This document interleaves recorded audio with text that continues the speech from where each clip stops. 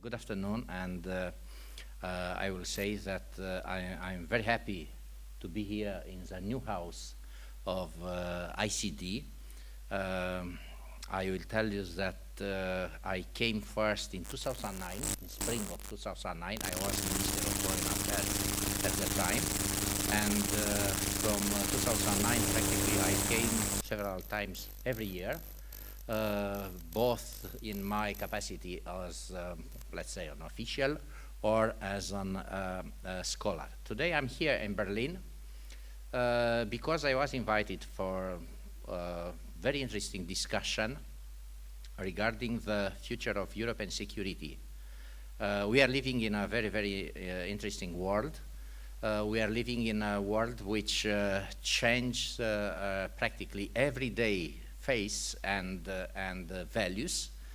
We are living in a world which is asking for 24-hour management of global affairs, and we are living in a world which practically offers us a lot of opportunities because we are not only persons waiting for something, but we are persons ready to develop something.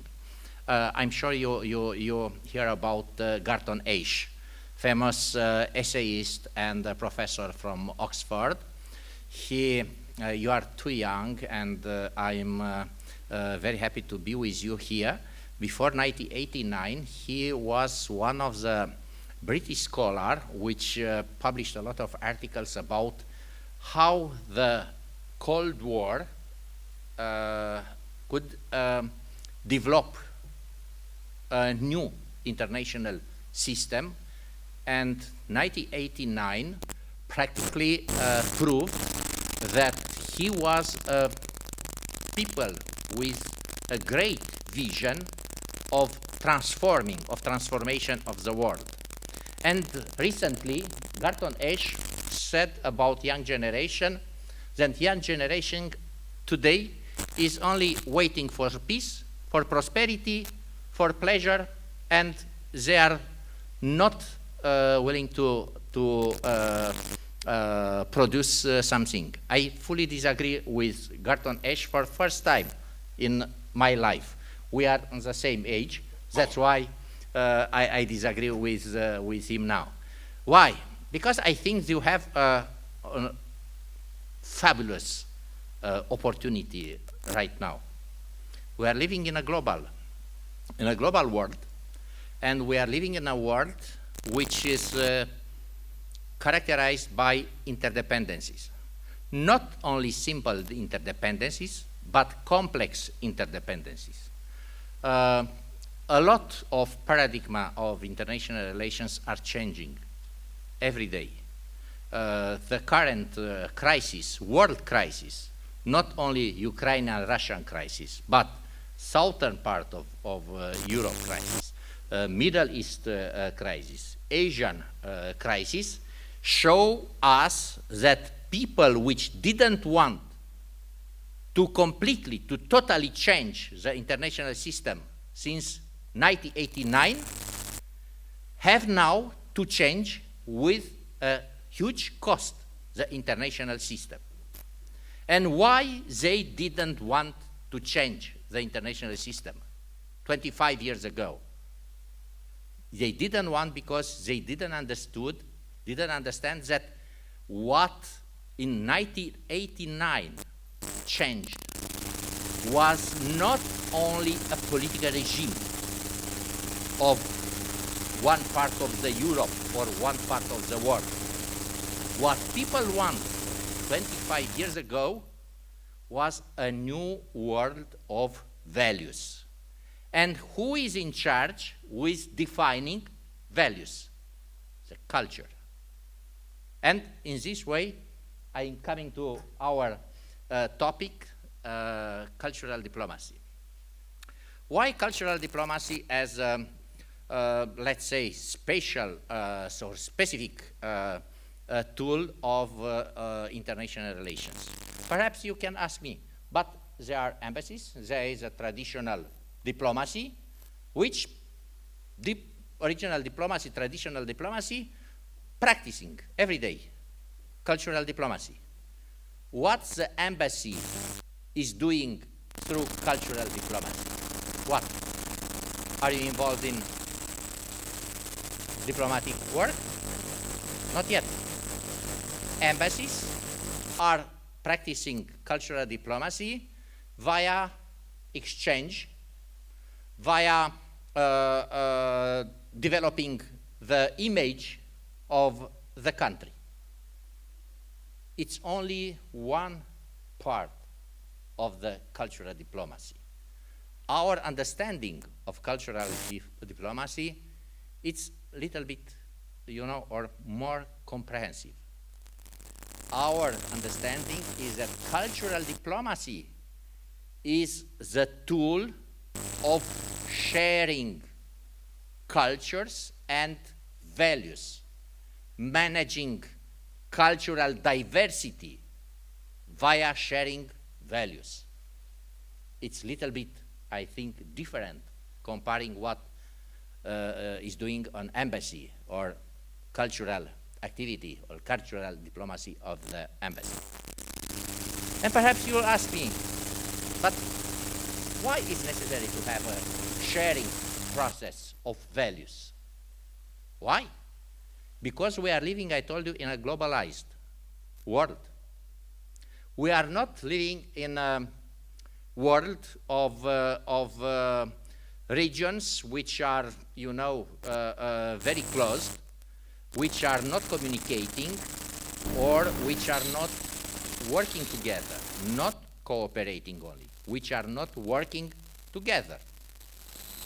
If you are trying to find a job with a multinational corporation, and if this job is somewhere in a branch in, let's say, Latin America, first question which you'll meet, do you know something about Latin American culture? Not language only, about Latin American culture. You say, yes, they are a lot Catholics, they are very nice people, they are, I don't know, many things. But from the point of view of the multinational corporation, you have to develop a sort of relationship with partners, both in business area and in society. And working for this corporation, you have to be able not only to communicate, but in the same time to share values. If you like to have, from the point of view of a corporation,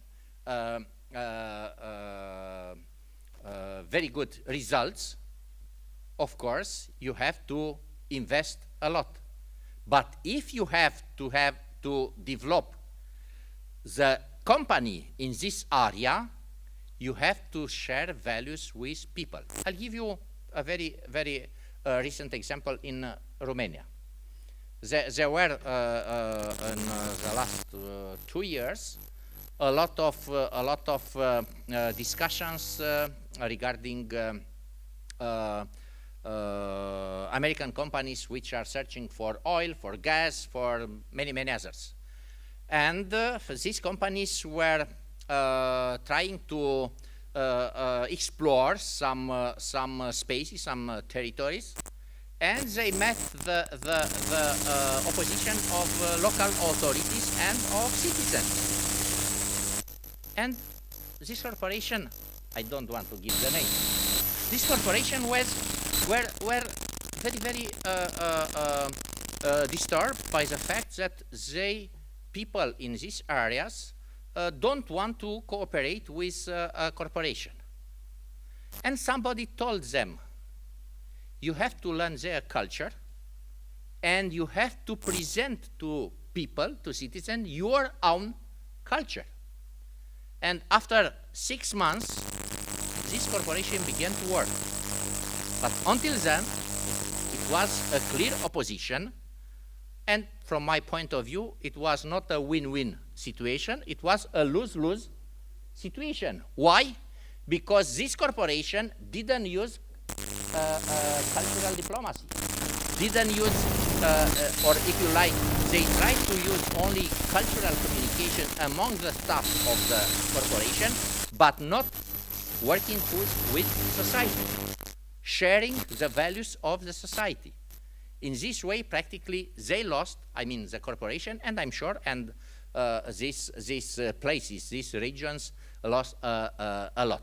It's only a, you know, very practical and a recent example. But recently, there were a lot of discussions regarding what kind of sections European Union and US could take in order to stop the aggressive activities of a lot of groups in Ukraine. But there were a lot of confusion between Ukraine culture and Russian culture. In many, many areas, it was not a confusion, but many said it's the same. But the people in the area, on the ground, said, no, it's not the same. We are different. You have to manage this diversity, this difference with other tools. What is this tool? The diplomatic or cultural diplomacy. It was, or if you like, didn't work so-called official diplomacy or traditional diplomacy, but this new approach of sharing the values. This was one of the reasons why, together with the ICD, a couple of years ago, we suggested to start an academic program for first time an MA program on cultural diplomacy and international relations. And I'm very happy that we have first graduate group in this program of MA. And please believe me, there were a lot of students from practically all continents of the world, which did work together for 2 years here in Berlin and in Cluj, where is located my university and where is located this program. And we developed and as an international program. Why we did decide, I mean our university, I was a professor, which I suggest such program, and ICD team encouraged me and said, okay, will be with you on this adventure. Because people today, graduates,